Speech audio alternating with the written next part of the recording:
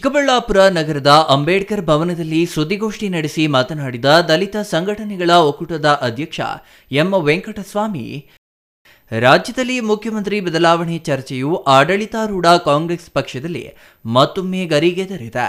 ಸಿದ್ದರಾಮಯ್ಯ ಅವರ 2.5 ವರ್ಷಗಳ ಆಡಳಿತ ಮುಗಿಯುವ ದಿನಾಂಕ ಸನಿಹ ಆಗುತ್ತಿರುವಾಗ ಮುಂದಿನ ಮುಖ್ಯಮಂತ್ರಿ ಯಾರಾಗಬೇಕೆಂಬ ಊಹೆಗಳು, ಚರ್ಚೆಯು ರಾಜ್ಯದಲ್ಲಿ ವಿಚಿತ್ರ ರಾಜಕೀಯ ಗೊಂದಲಗಳನ್ನು ಸೃಷ್ಟಿಸುತ್ತಿದೆ.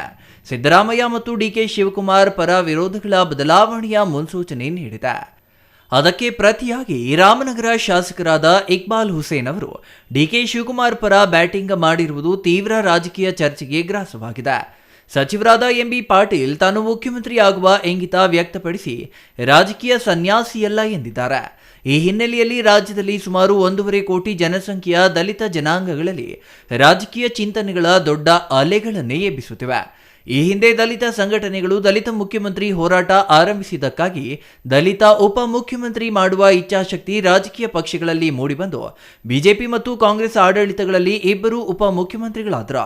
ಇದೇ ಕಾರಣಕ್ಕಾಗಿ ಕಾಂಗ್ರೆಸ್ ಪಕ್ಷವು ಆಗಾಗ ಅಧಿಕಾರ ಕಳೆದುಕೊಳ್ಳುವುದಕ್ಕೆ ದಲಿತ ಜನಾಂಗಗಳು ಕಾಂಗ್ರೆಸ್ ಪಕ್ಷಕ್ಕೆ ಹಾಕಿದ ಹಿಡಿ ಶಾಪವೇ ಕಾರಣವಾಗಿದೆ.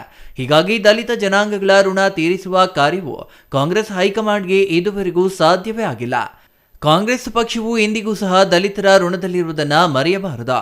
ಮುಂದಿನ ನವೆಂಬರ್ 21ರಂದು ರಾಜ್ಯದಲ್ಲಿ ಮುಖ್ಯಮಂತ್ರಿ ಬದಲಾವಣೆ ಮಾಡುವುದಾದರೆ ದಲಿತ ನಾಯಕರೊಬ್ಬರನ್ನ ಮುಂದಿನ ಮುಖ್ಯಮಂತ್ರಿಗಳಾಗಿ ಆಯ್ಕೆ ಮಾಡಬೇಕಾಗಿ ಹೈಕಮಾಂಡ್ ಅನ್ನು ಆಗ್ರಹಿಸುತ್ತೇವೆ. ಇಲ್ಲವಾದರೆ ಕಾಂಗ್ರೆಸ್ ಪಕ್ಷವು ಮುಂದಿನ ದಿನಗಳಲ್ಲಿ ಕಷ್ಟದ ದಿನಗಳನ್ನು ಎದುರಿಸುವುದರಲ್ಲಿ ಅನುಮಾನವೇ ಇಲ್ಲ ಎಂದು ಎಚ್ಚರಿಕೆ ನೀಡುತ್ತಿದ್ದೇವೆ. ದಲಿತರೊಬ್ಬರು ಮುಂದಿನ ಮುಖ್ಯಮಂತ್ರಿ ಆಗಲೇಬೇಕಾಗುತ್ತದೆ ಎಂದು ದಲಿತ ಸಂಘಟನೆಗಳ ಐಕ್ಯ ಹೋರಾಟಕ್ಕೆ ಕರೆ ನೀಡಬೇಕಾಗುತ್ತದೆ ಎಂದರು. ನಂತರ ಖಾಲಿ ಆದ್ರೆ ಇದು ನಮ್ಮ ಪ್ರಶ್ನೆ.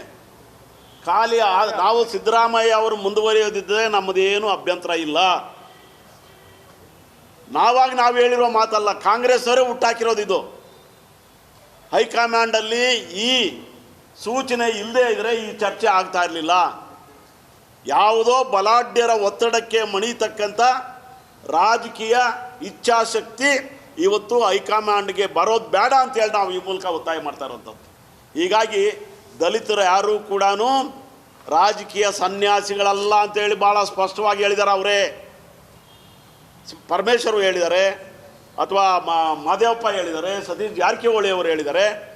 ಕಾಂಗ್ರೆಸ್ನ ಸ್ಥಿತಿ ಹೆಂಗಿದೆ ಅಂತ ಹೇಳಿದ್ರೆ ದಲಿತರು ಬಂದಾಗ ಇವರು ಬಾಯಿ ಬಿಚ್ಚೋಂಗಿಲ್ಲ. ಬೇರೆಯವರೆಲ್ಲರೂ ಮಾತಾಡ್ಬೋದು. ಎಂ ಬಿ ಪಾಟೀಲ್ ಮಾತಾಡಿದ್ದಾರೆ.